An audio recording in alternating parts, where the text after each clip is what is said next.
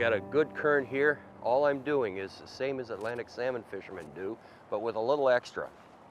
I'm quartering down, which means I'm casting across the river, but not directly across.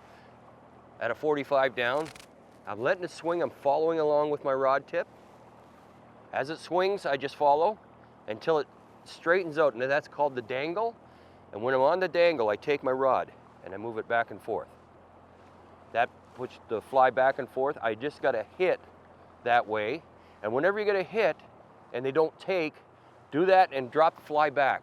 Because a lot of times they hit it thinking they're stunning it, then they come around to eat it. And there we go.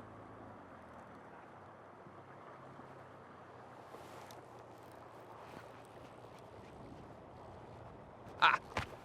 Oh, he let go. Oh, that's just too bad. But that's the dangle. It shows you on the dangle, back and forth, and a fish sees it. If they follow along, a lot of times that's when they're going to grab it. It's an old steelheading technique that we've used for years in Ontario. That's a fish.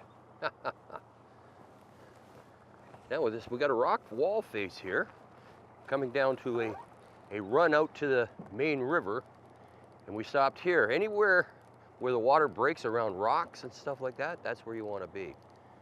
And all you feel on this one, the water's so fast, my line stops, so I set the hook. And when they're in this fast a current, you can't tell if they're big or small, because they all fight hard. And this one's not all that big, but it's a trout.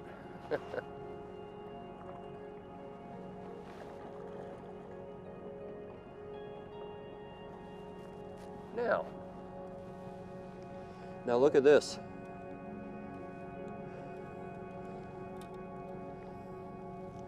I want to show the audience this. Come on. Somebody else's woolly bugger is in it. Somebody else's woolly bugger. So this is a lucky day for this guy. And they break off and they still eat. Well, I got myself another woolly bugger. That's great. That's great. This video is made possible by Fish USA, America's fly shop.